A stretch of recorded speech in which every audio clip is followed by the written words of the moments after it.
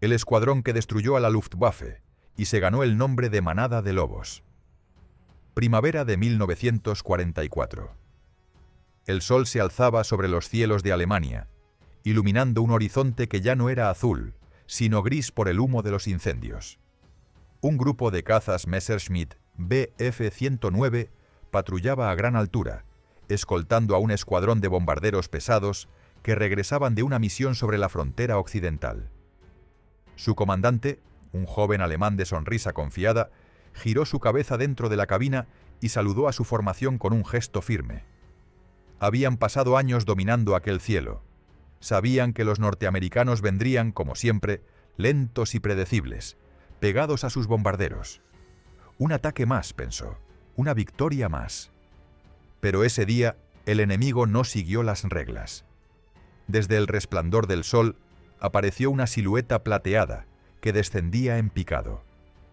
Un segundo después, el aire se llenó de fuego.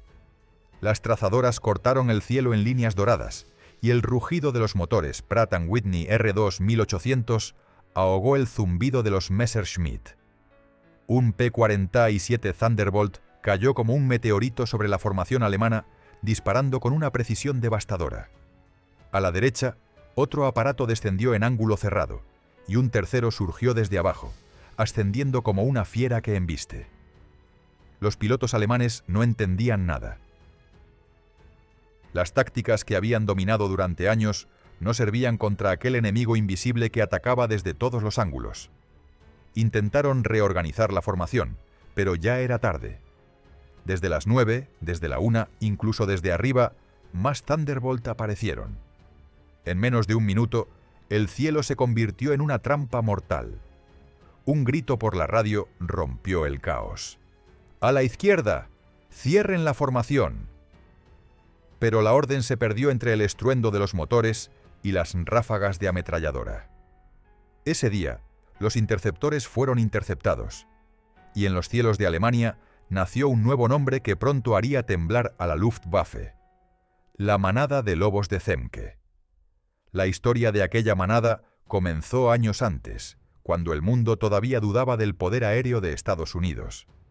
En noviembre de 1940, mientras Europa ardía bajo el dominio alemán, el ejército estadounidense fundó una nueva unidad, el 56º Grupo de Caza. Su nacimiento fue humilde. Apenas 3 oficiales y 150 hombres, reclutados del 27º Grupo de Bombardeo.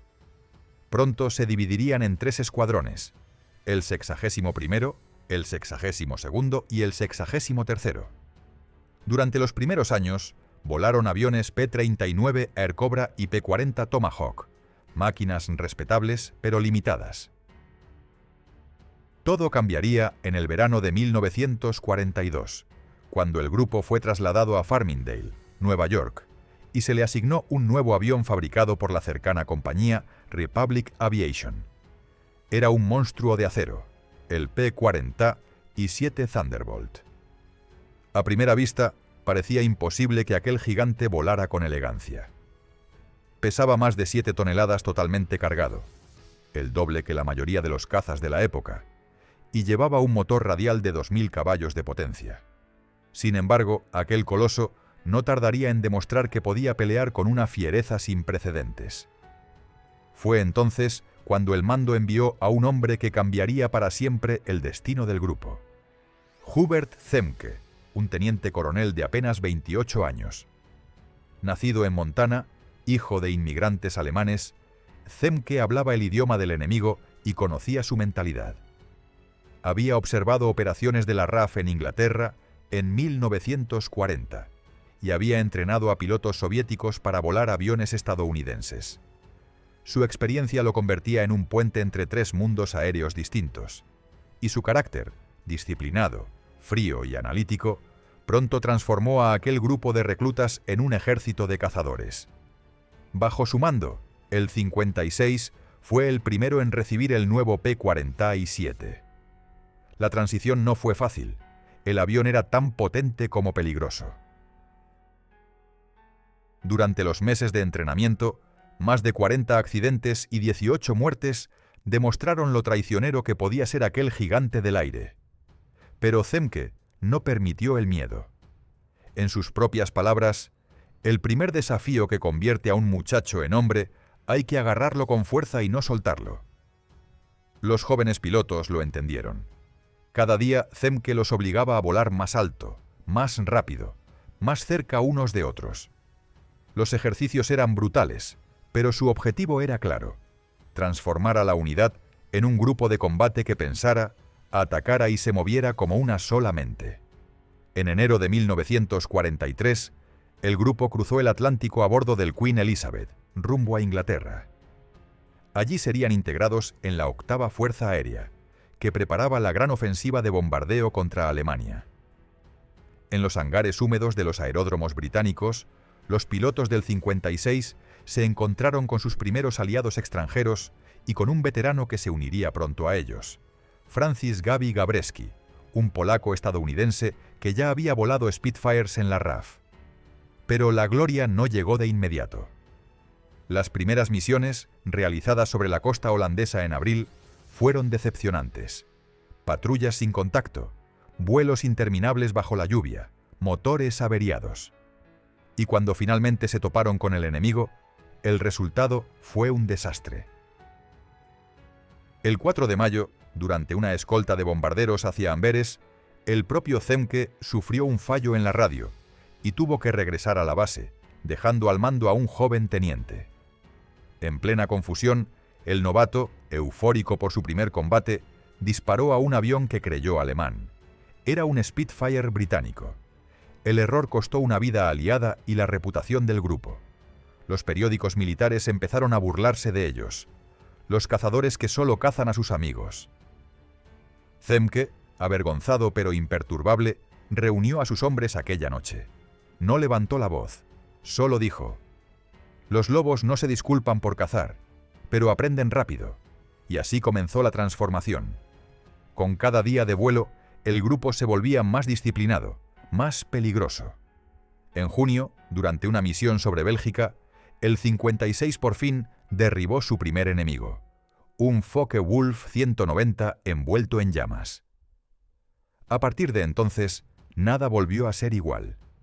Zemke había convertido a sus pilotos en lo que él siempre había soñado: una manada, una que no atacaba por orgullo sino por instinto, una que cazaba en silencio, caía desde el sol y desaparecía sin dejar rastro.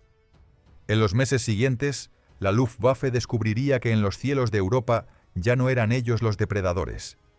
La caza había cambiado de dueño.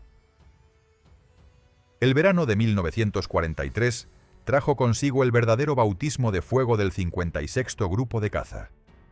Lo que había comenzado como un conjunto de jóvenes entusiastas se transformaba ahora en un cuerpo de élite. Zemke sabía que la reputación del grupo aún pendía de un hilo, y que solo una cosa podía redimirlos: victorias reales sobre el enemigo. El 12 de junio, los cazas del grupo cruzaron el Canal de la Mancha rumbo a Bélgica. A 20.000 pies de altura, las nubes parecían un campo blanco e infinito. De repente, el radar de tierra informó de contactos enemigos aproximándose desde el noreste. Zemke no dudó. Ordenó a su escuadrón descender. El capitán Walter Cook fue el primero en verlos. Una formación de Focke-Wulf 190. Descendió con decisión, abrió fuego y observó cómo una bola de fuego se formaba sobre el ala izquierda del enemigo. Los fragmentos giraron en el aire antes de desaparecer en la niebla. Era la primera victoria confirmada del grupo. Al día siguiente, sobre Ypres, el propio Zemke lideró el ataque. Descendió detrás de otra formación alemana, se acercó a menos de 200 yardas y descargó una ráfaga perfecta. El fuselaje enemigo estalló en llamas. Los restos del ala derecha se desprendieron. Minutos después, reclamó un segundo derribo. A su lado, el teniente Robert Johnson, un joven de Oklahoma con un temperamento de hierro, derribó su primer caza enemigo. Su Thunderbolt, al que apodó Half Pint, empezaba a escribir su propia historia. Las noticias de aquellos éxitos se propagaron por toda la base en Halesworth. Por fin, el grupo que había sido objeto de burlas se ganaba respeto. Zemke no celebró ni un instante. Al día siguiente, convocó a sus hombres en el hangar. «No hemos ganado nada todavía», dijo con voz firme. «Los lobos no se alimentan de una presa, se alimentan de la caza». Su obsesión por el entrenamiento no tenía descanso. Los pilotos del 56º gastaban más combustible que cualquier otro grupo de la 8ª Fuerza Aérea. Desde el cuartel general le preguntaron por qué el consumo era tan alto. Zemke respondió con una frase que se haría legendaria: «Cada galón que quemamos ahora es una vida que no perderemos en combate». No se equivocaba. El 26 de junio, durante una misión de escolta de bombarderos sobre Villacoublay, los cazas alemanes de Jagdgeschwader 2 atacaron por sorpresa. Robert Johnson volaba en la retaguardia cuando su avión fue alcanzado por más de 20 proyectiles de cañón. El Thunderbolt se sacudió violentamente. La cabina se llenó de humo. El sistema hidráulico se rompió y una esquirla le atravesó la pierna. Johnson intentó saltar, pero la cúpula estaba atascada.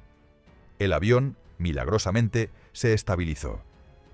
Mientras intentaba regresar a Inglaterra, apareció detrás de él un Focke-Wulf 190, pilotado, según se cree, por el as alemán Egon Meyer. El alemán lo atacó 1, 2, 3 veces. Johnson, apenas consciente, esquivó cada pasada. Finalmente, cuando el germano agotó su munición, se acercó al P-47 y, en un gesto inesperado, inclinó sus alas en señal de respeto antes de alejarse. Cuando Johnson aterrizó en Dover, los mecánicos contaron más de 200 perforaciones en el fuselaje.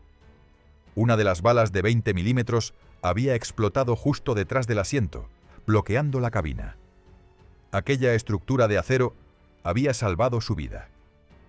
Años después, Johnson recordaría con calma: «Muchos pilotos sobrevivieron gracias al Thunderbolt. Yo soy uno de ellos». Los resultados hablaban por sí mismos.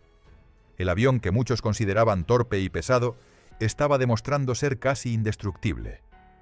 Su armamento, 8 ametralladoras de calibre 50, convertía cada ataque en un diluvio de fuego. Gabreski, el veterano polaco-estadounidense, lo resumió así: «El Thunderbolt no solo podía igualar al Focke-Wulf 190, podía superarlo. Era un martillo de acero». La diferencia radicaba en las tácticas.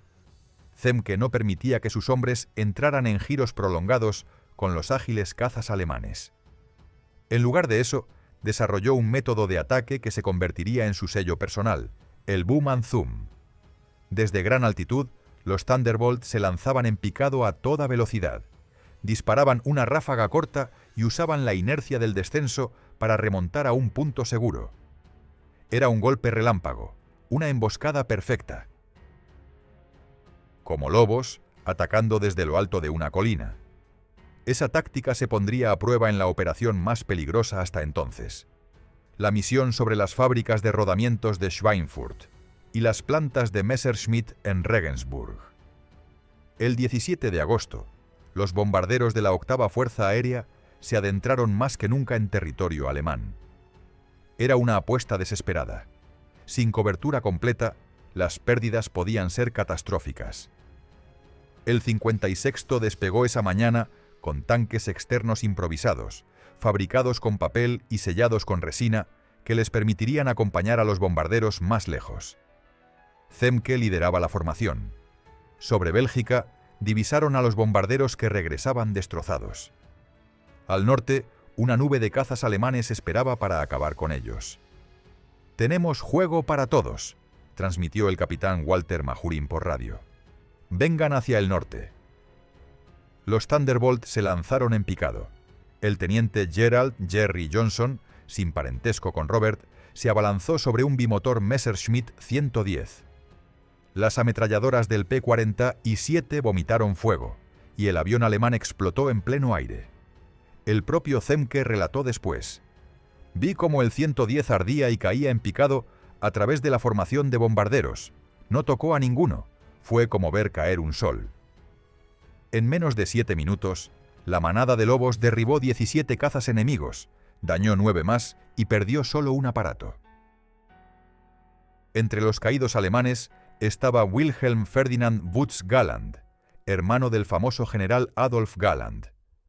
Su cuerpo fue hallado 2 meses después, aún en la cabina, enterrado bajo 12 pies de tierra. Cuando la noticia de la batalla llegó a los cuarteles, el impacto fue inmediato. Los cazas estadounidenses no solo habían resistido, habían aniquilado al enemigo.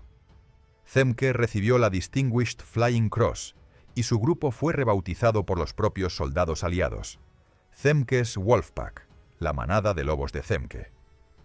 Desde aquel día, la Luftwaffe comprendió que los cielos de Europa ya no les pertenecían, porque había surgido una manada que no conocía el miedo, que no seguía las reglas y que cazaba donde antes solo cazaban ellos. Después de la masacre aérea sobre Regensburg y Schweinfurt, la fama del 56º Grupo de Caza se extendió por toda Europa. Lo que antes había sido un conjunto de novatos torpes, ahora era una máquina de guerra precisa y letal. La prensa militar empezó a llamarlos la élite del aire. Pero entre los pilotos, aquel apodo tenía otro sonido: la manada de lobos de Zemke. El éxito no hizo que bajaran la guardia. Zemke sabía que la superioridad no era cuestión de orgullo, sino de constancia. Mientras otros grupos se relajaban tras sus victorias, él impuso un ritmo implacable de preparación. Cada mañana, antes del amanecer, los hombres del grupo estaban ya en la pista, revisando cada válvula, cada cartucho, cada tornillo. El más mínimo error significaba la muerte. El otoño de 1943 fue un periodo decisivo. Los alemanes habían comenzado a reorganizar sus defensas aéreas, introduciendo nuevas variantes del Focke-Wulf 190 y del Messerschmitt Bf 109, ambos más veloces y armados que nunca. La Luftwaffe intentaba recuperar el control del cielo, pero se enfrentaba a un enemigo que había aprendido de cada derrota. El 5 de noviembre, los cazas de Zemke interceptaron una formación de Focke-Wulf armados con cohetes que se preparaban para atacar a bombarderos sobre Münster. Sin esperar a que se organizaran, los pilotos de la manada cayeron sobre ellos desde 2 direcciones. En cuestión de minutos, el aire se llenó de humo y fuego. Aquella jornada marcaría el primer gran récord del grupo: más de 100 victorias confirmadas desde su llegada a Europa. Solo 3 semanas después, el 26 de noviembre, volvieron a superar todas las expectativas. En una sola jornada, destruyeron 23 aviones enemigos, dañaron 9 más y probablemente derribaron 2 adicionales. Fue la cifra más alta alcanzada por cualquier grupo de caza de la 8ª Fuerza Aérea hasta ese momento. Entre los héroes del día estaban Bud Mahurin, que abatió 3 bombarderos Messerschmitt 110, y Walter Cook, que alcanzó el rango de as con 2 derribos confirmados. A finales de ese mes, el Escuadrón 61º, uno de los 3 que formaban la unidad, se convirtió en el primero en toda la guerra europea en superar el centenar de victorias individuales. La moral de la manada de lobos estaba por las nubes. En cada base, en cada bar improvisado, se hablaba de ellos como si fueran leyenda viva. Pero Zemke no se conformaba. Sabía que la guerra estaba cambiando. Los bombardeos sobre Alemania se hacían cada vez más profundos y arriesgados. El gran problema seguía siendo el mismo: el alcance. Los cazas estadounidenses, incluso con tanques adicionales, no podían acompañar a los bombarderos durante todo el trayecto. Cuando el combustible se agotaba, debían regresar a Inglaterra, dejando a las enormes formaciones de B-17 y B-24 solas frente a los cazas alemanes. La solución, como siempre, la encontraría Zemke. A principios de 1944, tras regresar de un breve viaje a Washington, donde había informado personalmente al Pentágono sobre el estado de la campaña aérea, propuso algo completamente distinto: cambiar las reglas del combate. Hasta entonces, la doctrina exigía que los cazas escoltaran a los bombarderos volando justo a su lado, protegiéndolos de ataques inmediatos. Zemke consideraba ese método suicida. Los alemanes sabían exactamente dónde estaban los escoltas y cuándo atacar. El resultado: los P-40 y 7 se veían forzados a luchar siempre en desventaja. Su propuesta fue revolucionaria. En lugar de volar pegados a los bombarderos, los cazas debían adelantarse en un abanico abierto, buscando a los enemigos antes de que estos llegaran a la formación.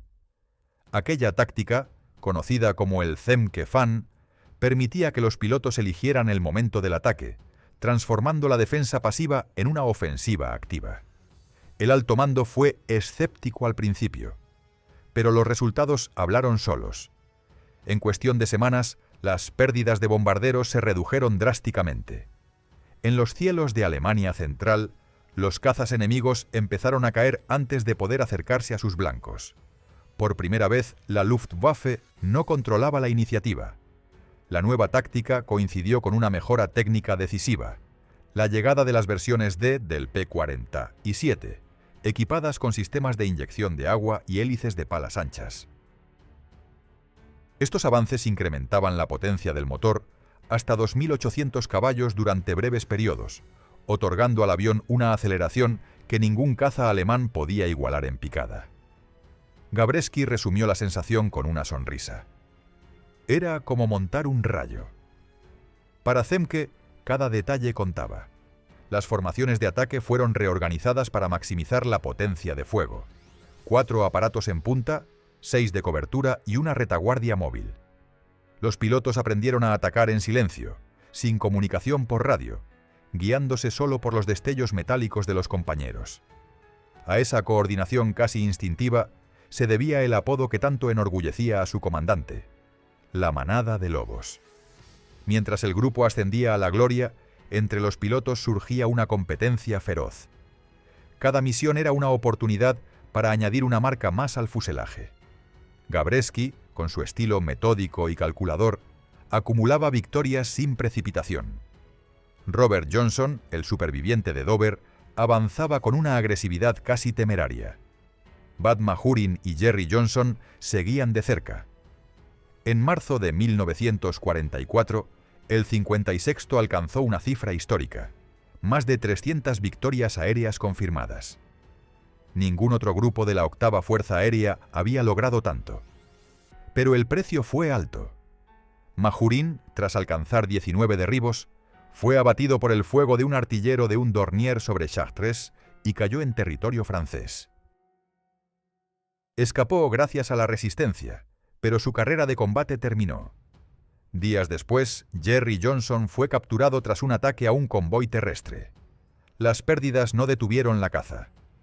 Gabreski tomó el liderazgo simbólico del grupo, alcanzando 21 victorias y consolidándose como el as más letal del teatro europeo. Robert Johnson, con 27, superó el récord de Eddie Rickenbacker, el mítico héroe de la Gran Guerra. Cada victoria era celebrada con una botella compartida, un brindis silencioso y una nueva marca en el fuselaje de un Thunderbolt.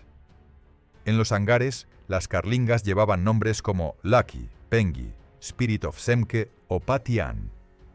Cada avión tenía una historia y un piloto que lo trataba como un compañero. La manada de lobos se había convertido en un símbolo, un grupo donde la técnica, la valentía y la disciplina se habían fusionado en una sola identidad. A finales de la primavera de 1944, mientras los aliados se preparaban para el gran desembarco en Normandía, los lobos ya dominaban el cielo. Sus aullidos mecánicos resonaban sobre los campos de Europa, y cada vez que un Messerschmitt o un Focke-Wulf intentaba ascender, encontraba a la manada esperándolo. El cazador alemán ya no cazaba, porque los lobos del aire habían hecho suyo el cielo. El verano de 1944 trajo un torbellino de cambios para la manada de lobos. Los nombres propios ya sonaban por toda la 8ª Fuerza Aérea, pero la guerra no frenaba por la fama. El calendario empezó a dictar destinos. En la mañana del 6 de junio, mientras la noticia del desembarco en Normandía recorría los hangares, Robert Johnson se preparaba para abandonar Europa tras completar su periodo de combate. Con 27 victorias confirmadas, había superado el listón de la Gran Guerra y pidió quedarse una semana más para volar sobre Francia. La respuesta fue negativa. Subió al transporte con la mirada clavada en el canal, dejando atrás un Thunderbolt pintado de marcas y una rivalidad amistosa con su compañero de cuadro de honor. Pocas semanas después, el 20 de julio, Francis Gaby Gabreski decidió arrancar un diente más a la maquinaria enemiga. Al desviarse de una escolta, atacó a ras de suelo el aeródromo de Wassenheim. La prudencia dictaba un solo pase y salida inmediata. Él regresó para un segundo. La hélice tocó tierra. El aparato se sacudió como un toro herido y tuvo que planear sobre un trigal. Capturado, pasaría el resto de la guerra detrás de alambradas, con un récord que ya nadie alcanzaría en el teatro europeo para un piloto estadounidense. 28 victorias. Mientras tanto, Hubert Zemke, que siempre había dirigido desde el aire, seguía acumulando derribos con la sobriedad de un artesano. A comienzos de agosto llegó la orden que pocos esperaban. El 12 de ese mes, el comandante de la manada fue trasladado al grupo de caza número 479, una unidad menos experimentada equipada con P-38 y en transición hacia P-51. El apellido Zemke dejaba el panel de la puerta del 56º, pero no su impronta. En su lugar quedó un método, una cultura de cabina y un mapa de procedimientos que ya nadie podía desandar. El timón pasó a David Schilling. Donde otros grupos se tambaleaban tras perder a su líder fundador, el 56º mantuvo el pulso. Schilling peleó por conservar el P-47 cuando casi todos emigraban al P-51. No era nostalgia. Conocía el martillo que tenía en las manos. Bajo su mando, la unidad siguió cazando alto, golpeando en picado y escalando como si el cielo fuese una rampa infinita. El otoño tensó la cuerda hasta el límite. A finales de octubre, Zemke, ya al frente del grupo de caza número 479, atravesaba una zona de turbulencia brutal cuando el ala de su P-51 cedió. Se eyectó sobre territorio enemigo y fue hecho prisionero. Los interrogadores, intrigados por su alemán perfecto y su sangre montanesa, intentaron convertirlo en voz de propaganda. Fracaso absoluto. Acabó en el Stalag Luft número 1, donde no tardó en ser nombrado oficial aliado superior entre miles de prisioneros. Incluso privado de un cockpit, siguió mandando. Con el invierno en la puerta, la manada apretó los dientes. El 23 de diciembre, en pleno contraataque terrestre enemigo en las Ardenas, Schilling lideró una salida que quedó grabada a fuego. 5 derribos en una sola misión y una cruz por servicio distinguido. No fue una jornada aislada. La unidad desbarató agrupaciones enteras antes de que alcanzaran a formarse para atacar a los bombarderos, aplicando el abanico adelantado de caza y la disciplina de altura que ya era marca registrada. Para entonces, el 56º se había ganado otro rasgo diferencial: resistencia al cambio por moda. Mientras casi todo el mundo abrazaba el estilizado P-51, la manada exprimía versiones mejoradas del P-47, afinadas con inyección de agua y hélice de pala ancha. El razonamiento era simple y duro. La herramienta no se abandona si todavía gana combates. 1944 cerró con una certeza nueva en los mapas de operaciones. La caza enemiga ya no elegía ni el lugar ni la hora. El cielo europeo tenía dueño circunstancial, y ese dueño volaba con un radial humeante, 8 bocas de fuego y táctica de lobo. La última palabra, sin embargo, aún no estaba escrita. Quedaban por llegar una variante extrema pensada para subir más rápido y cortar el paso a reactores, una racía devastadora contra aeródromos y el conteo final que pondría al 56º en la cima de toda la 8ª Fuerza Aérea. El invierno de 1945 se desplegó sobre Europa con un silencio tenso, roto solo por el rugido de los motores en los aeródromos helados de Inglaterra. En la base del 56º Grupo de Caza, el sonido del P-47 seguía siendo el mismo, pero el aire olía a final. David Schilling, que había conducido a la manada durante los meses más duros de la guerra, preparaba a sus hombres para una nueva etapa. El enemigo ya no era el mismo. Los cazas de pistón del Reich estaban en retirada, pero una amenaza distinta comenzaba a aparecer en el horizonte: los reactores Messerschmitt M262. Rápidos, casi intocables, podían atravesar una formación antes de que los Thunderbolt siquiera los divisaran.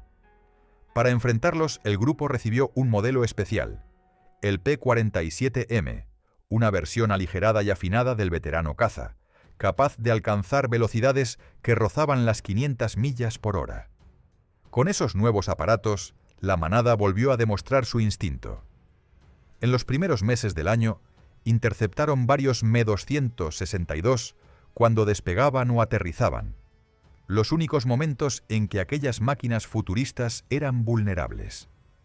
No era una caza limpia ni gloriosa, pero era eficaz. El 13 de abril, cuando se cumplían exactamente 2 años desde su primera misión de combate, el grupo celebró el aniversario como sabía hacerlo, en vuelo, en 200. La operación, sobre el aeródromo alemán de Eggebek, se convirtió en una de las más demoledoras de toda la guerra. A más de 400 millas por hora, los Thunderbolt descendieron sobre la pista disparando más de 78.000 proyectiles de calibre 50. En menos de media hora, 91 aviones enemigos quedaron destruidos o en llamas en el suelo. Apenas una semana después, el 21 de abril, el 56º voló su última misión de combate. Faltaban pocos días para que Alemania firmara la rendición. En los hangares, los mecánicos dejaron por primera vez las herramientas sin prisa. En los tablones de resultados, el balance era tan abrumador que parecía irreal. 992 victorias confirmadas, de las cuales más de 660 correspondían a combates aéreos directos. Ningún otro grupo de caza de la 8ª Fuerza Aérea había alcanzado semejantes cifras. 38 de sus pilotos se habían convertido en ases.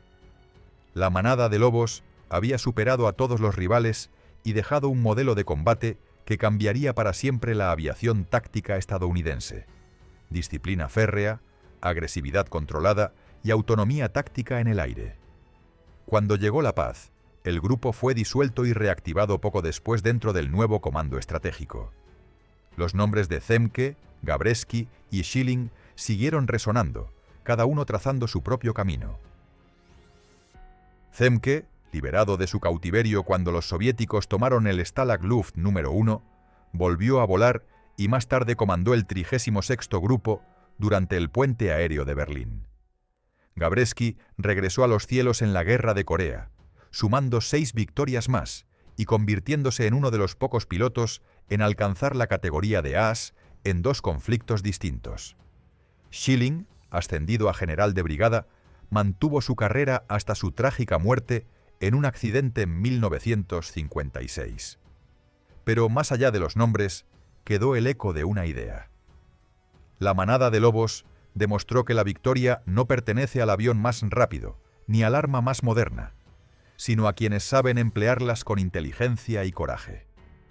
En los cielos de Europa, entre el rugido de los motores y el reflejo plateado de los Thunderbolt, los lobos dejaron su marca, una huella que aún hoy sigue brillando, como un recuerdo de los hombres que aprendieron a cazar donde nadie creía que podrían hacerlo. Si te ha gustado esta historia, deja tu like, comenta qué opinas sobre la manada de lobos y sus pilotos, y suscríbete para descubrir más relatos épicos de la aviación que cambiaron el rumbo de la historia.